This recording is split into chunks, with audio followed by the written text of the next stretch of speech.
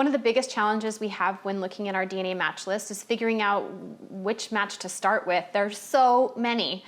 MyHeritage has some really useful filters that can help you find your best DNA matches to get you started finding your answers that you're looking for.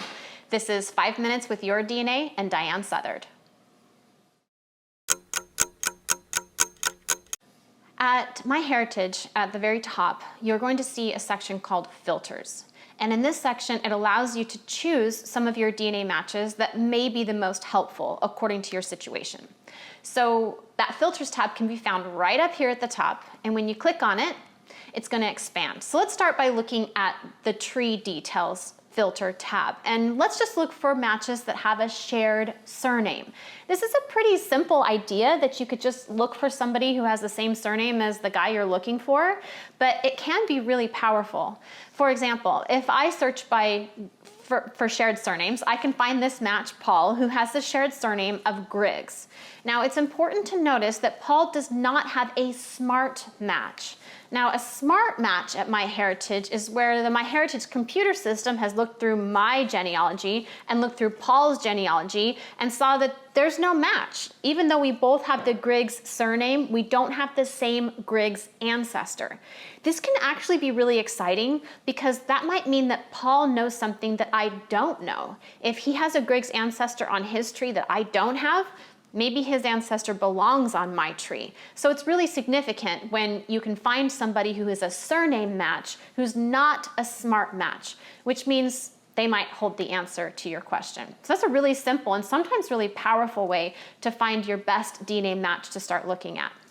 The next way we want to look at is by location, because if you've been doing genealogy for any period of time, you know that sometimes your ancestors lied. They lied about their name, they lied about their age, they lied about all sorts of things. But one thing that's difficult to lie about is your location. Because when that census taker knocks on your door, you're in a particular location. So even if you told him a whole host of lies, you would still be documented in that place.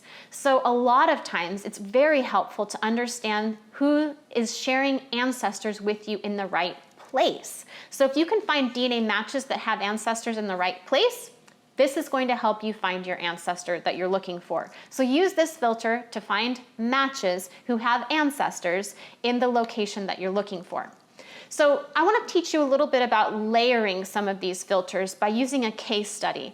This is from one of my clients that I'm sharing with her permission. One of the ways that we try to help people at Your DNA Guide is we meet with you one-on-one and we share a computer screen and we can just go through your matches with you. Our goal is to teach you how to find your best matches so that you can go and do genealogy to find your ancestor. We don't really want to do it all for you. We want to teach you how to do it yourself. So we offer these mentoring sessions where we're kind of just helping you along, and that's what I was doing with this client. So she was especially interested in finding this ancestor, George. And so she knew a little bit about George. She knew he was born in Greece. She knew that he'd immigrated probably to Canada, that his brother likely had also come to Canada, maybe to the United States, and she wanted to know a little bit more about him. So we were asking the question, well, what can our DNA tell us? Well, because she knows where George is from, our first order of business might be to try to find other DNA matches who are still living in that location. So what we want to do is ask, does she have any DNA matches from Greece? MyHeritage offers you a filter to do just that. And you can see in this filter, she has 4 matches from Greece. These 4 people are matching her DNA and still live in the location of her ancestor.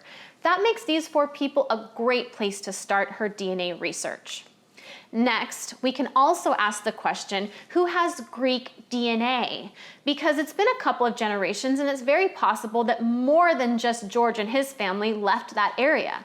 So she knows that there should be descendants of at least the brother out here somewhere because they're pretty sure he also came to the US or Canada.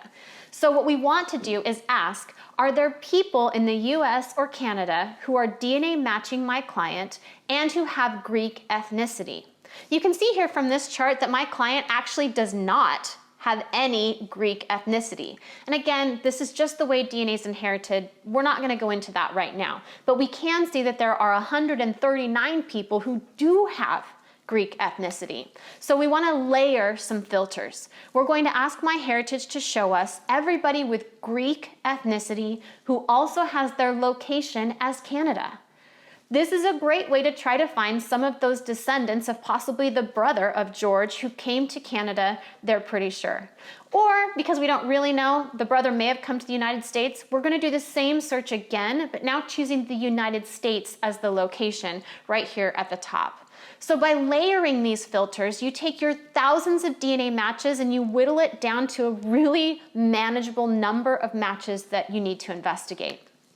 So look at that filters button. Just click on as many different filters as you can find out what they are, find out how they work, and use them to find the best DNA matches that are going to help you with your situation.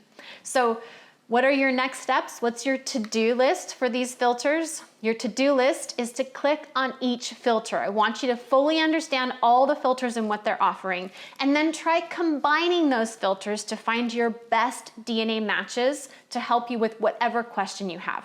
I can't wait to hear how it goes. Leave me your comments and let me know, did this work for you? Were you able to find some matches that you feel are worth investigating by layering these filters? Talk to you next time.